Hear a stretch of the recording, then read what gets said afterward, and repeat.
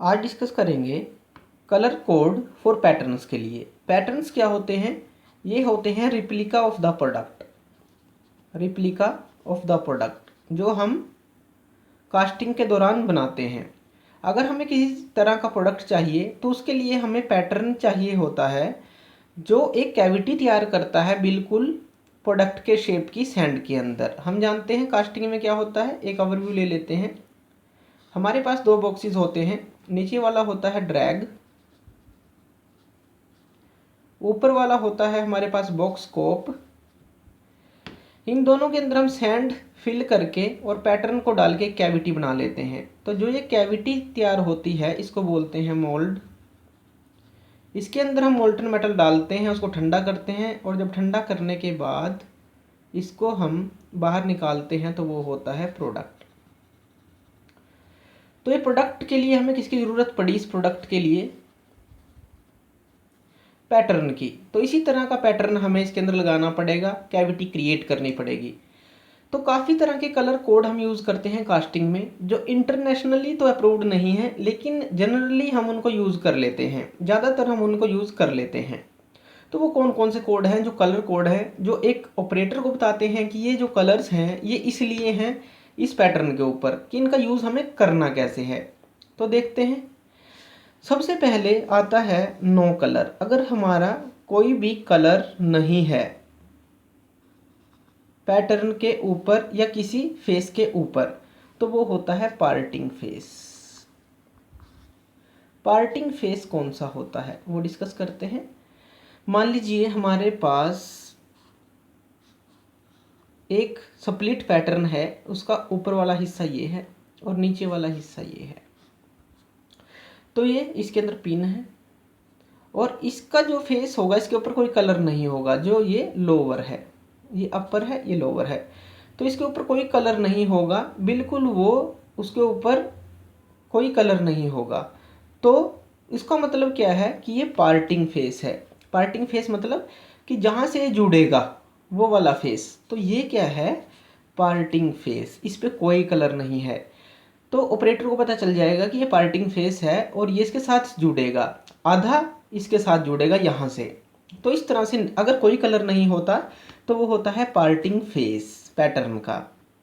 अगर है red colour, red colour का मतलब क्या है? जब हम किसी पैटर्न को कास्टिंग के दौरान कैविटी बनाएंगे तो रेड कलर का मतलब है कि कास्टिंग के बाद मान लीजिए मेरे पास कोई इस तरह का क्यूब है, इस तरह क्यूब है और उसके ऊपर की तरफ मैंने यहाँ पे रेड कलर कर दिया, यहाँ पे रेड कलर कर दिया। तो इस रेड कलर का क्या मतलब है कि जब कास्टिंग पूरी हो जाएगी तो इस प्रोडक्ट के ऊपर हमें मशीनिंग करनी पड़ेगी। मशीनिंग रिक्वायर्ड है, रिक्वायर्ड करनी पड़ेगी।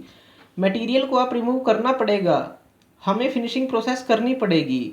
तो रेड कलर का मतलब है जब कास्टिंग हो जाएगी तो इस फेस के ऊपर हमें मशीनिंग करनी है। जो हमारा प्रोडक्ट बनेगा वो 1 mm का रिमूव कर सकती है, 2 mm का मटेरियल रिमूव कर सकती है या हल्की फिनिशिंग हो सकती है, लेकिन मशीनिंग रिक्वायर्ड है।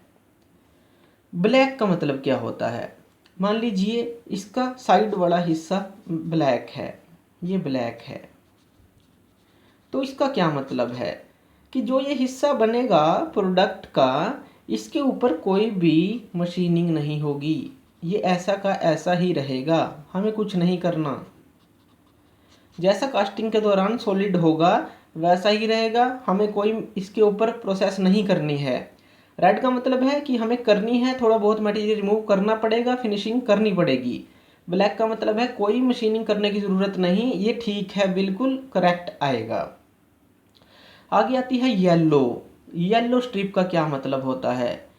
येलो स्ट्रिप का मतलब है अगर हम कोई कोर यूज़ करते हैं कास्टिंग के अंदर। कोर क्या होती है? होल को बनाने के लिए। मान लीजिए हमारे पास 2 बॉक्स हैं और यहाँ पे हमें एक होल क्रिएट करना है इसके बीच में, तो हम ये कोर लगा देते हैं, सैंड कोर। तो कोर का यूज़ किस लिए करते हैं? होल को बनाने के लिए। तो कोर की शीट्स भी हमें बनानी पड़ती हैं सैंड के अंदर, जहाँ पे उसको हम रखते हैं कोर को। तो जहाँ पे कोर की शीट्स होती हैं, शीट्स बनाने के लिए जिन चीज़ों का यूज़ करते हैं वो होती हैं येलो।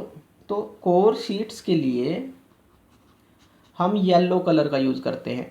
अगर किसी पैटर्न के ऊपर, किसी पीस के ऊपर येलो कलर है तो उसका मतलब है कि ये कोर शीट है, कोर शीट बनाने के लिए है।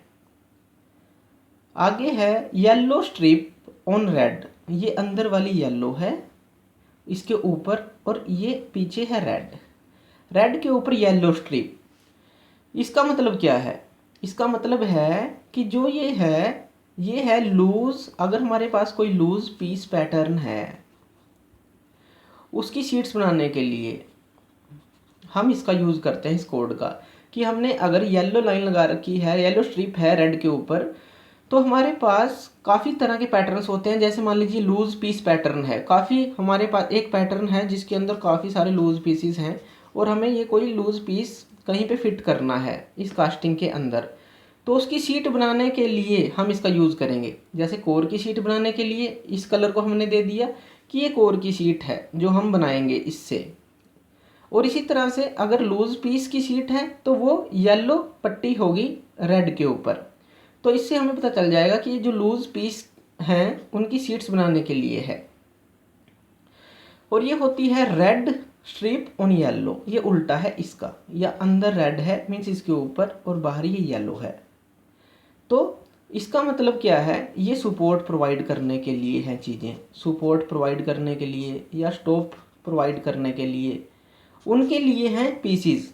तो पैटर्न के पीसीज हैं, मान लीजिए कोई पीस होगा इस तरह का या कोई पीस होगा इस तरह का, हमने अगर ये पट्टी उस पर लगा दी तो इस कोड का मतलब कि ये सपोर्ट प्रोवाइड करने के लिए हैं चीज़ें पैटर्न कास्टिंग के दौरान। तो ये कुछ जनरली कलर कोड्स हैं जो हम यूज़ करते हैं कास्टिंग के अंदर पैटर्न्स के लिए और प्रोडक्ट को बनाने के लिए।